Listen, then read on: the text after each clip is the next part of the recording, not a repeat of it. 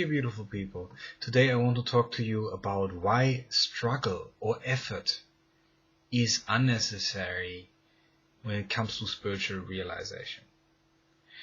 Well, many of you have experienced a certain type of learning, and this learning is based on effort. That means on working hard, on conceptual understanding, on intellectual understanding. And because you have these ideas of working hard, and also certain roles or concepts were imposed on you when living in modern society, that you need to work hard, otherwise you're not being appreciated, you need to work hard to complete yourself, well then you are under the impression when you are on a spiritual path, you also need to work hard to undo the programming. But you need to work hard is the programming. Well, for many that's very confusing, because suddenly they sit in meditation and they try with effort not to have effort, and in that sense they're blocking themselves. So then we think, if we wake up in the morning and there are, for example, sad thoughts or bitter thoughts or angry thoughts, and we experience resistance to our present experience, then suddenly we think, well, we have not practiced hard enough, we need to sit longer in meditation, and so on. And then we create further turmoil, further disharmony in the system by putting a judgment on it, by saying, well, like I'm experiencing right now, let's say, suffering because I haven't practiced hard enough. Well, the thought of not having practiced hard enough, it is what maintains the suffering. So there's some, for example, who have practiced for a very, very long time, and they had the idea of practicing hard. And I want to remind you of something that Alan Watts used to say. He said, be sincere, but do not be serious. And the same thing applies to spiritual practice. We practice until we do not need to practice anymore. You have lived in a time of learning. Now it is about to let go of the way of learning that you made a part of yourself, this conceptual, disciplined, trying to stuff things into your mind type of learning. Now it is about unlearning. But while we are unlearning, there is a paradox going on, the paradox that it still takes time, because you're still in the habit of wanting to learn, therefore blocking yourself. The spiritual process is not about learning something, it's about remembering intuitively who you are, and that knowing is instantaneous. If it is not instantaneous, it is not the true knowing, because you and the knowing are one. When you seek an object of knowledge, you think there is an I, and that I has attained some object of knowledge. But this is not true. Knowledge and you are not separated. Being and you are not separated. Being and knowing are one. So then we try to realize this oneness. In order to realize this oneness, we unlearn our ideas of duality, about subject-object. We try to let go of all attempts of control. We try to let go of the conceptual self that doesn't exist. Because it's quite apparent, every time I have a self-concept, an idea about myself, I've limited myself. I have confused an image, an expression, or an idea of myself for myself. And therefore, I am blocked. If I now have an idea of what is a sage, what is a mystic, what is a holy person, then suddenly I have created an image that I want to aspire to become. Now immediately I have created a dualism.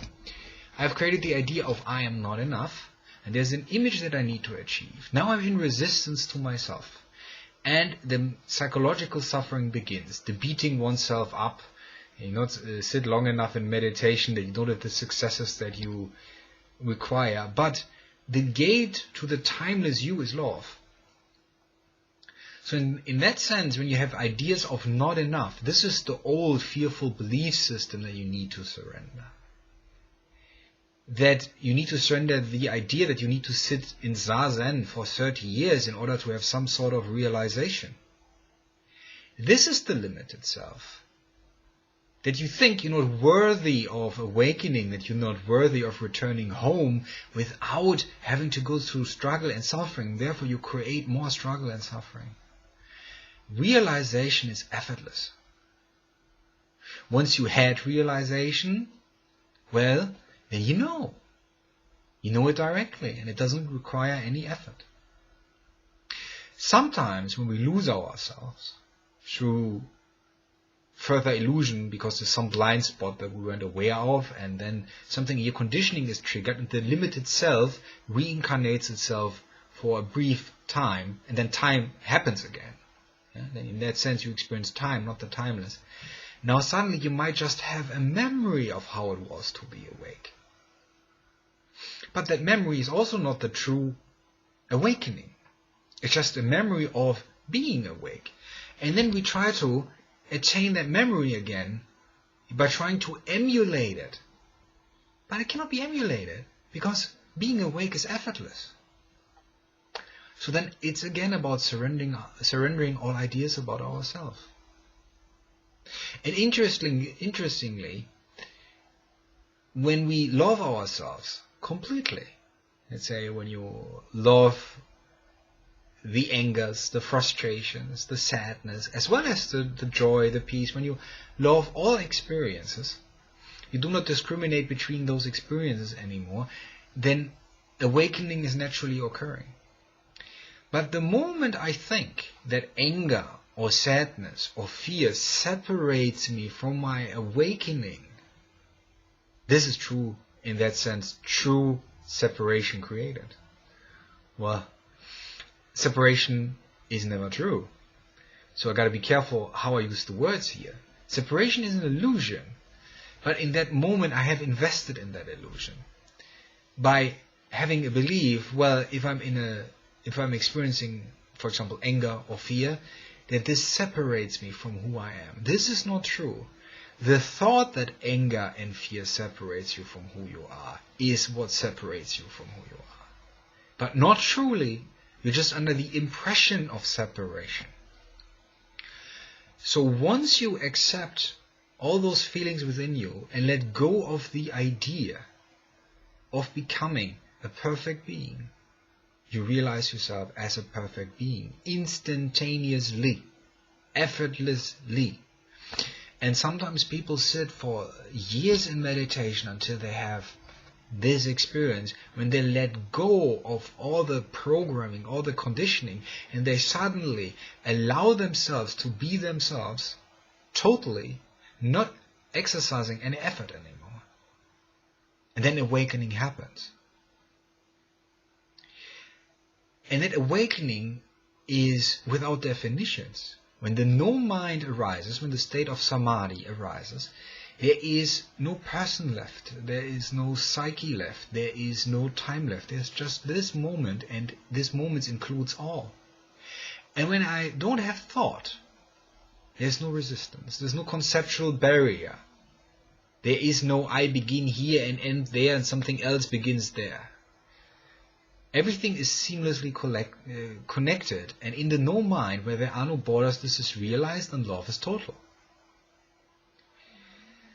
The moment any judgment enters, I have created the illusion of separation.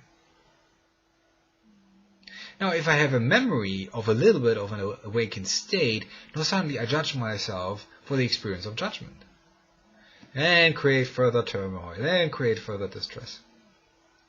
And then I think I need to meditate a lot in order to let go of this. Well, we do not meditate in order to achieve something within time, to have some sort of attainment. This is not what it is about. But we meditate to let go of the need for attainment. When you were a child and you weren't accepted as you are, you had the impression you needed to be special. That means you needed to add something to yourself in order to be complete. And what would that completion be? There would be acceptance from those around you, your family, the society that you interact with. But in truth, all this need for specialness is what blocks us on the path, because something special cannot be universal. Something defined cannot enter a state without boundaries. So therefore, our holding on for the need of completion prevents us from realizing completion. In that sense, the direct way of realization is self-love. Self-love allows you to let universal love enter your experience. And then you realize self-love and universal love are one. There's no difference.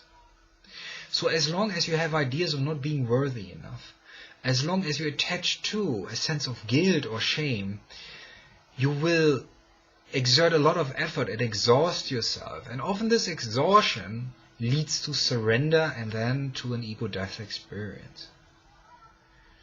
So you only need hard practice until you realize I don't need hard practice. But let's say the suffering that you create for yourself through hard practice at some point leads to surrender. Because you suddenly realize I don't need all of that. I don't need all of that to be myself totally. And within the human conditions, our perception is warped. When you interact with animals, or when you are in nature and you watch trees, well, we don't walk around and say, well, this tree is flawed, this tree has an issue, the sky needs an adjustment, this star is not perfect, something's off with the light. Or we communicate with a cat and dog and think, well, this cat needs a degree, this dog needs some improvement. We don't do that.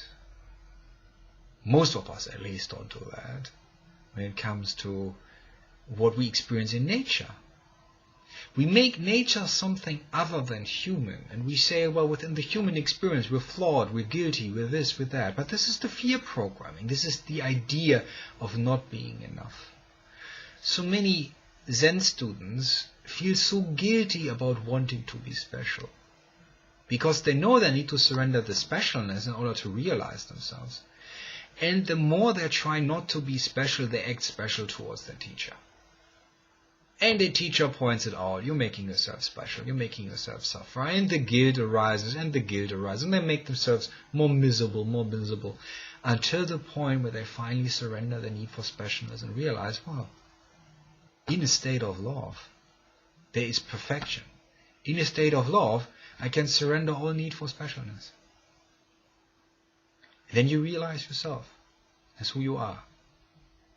Contemplate about that. Be well.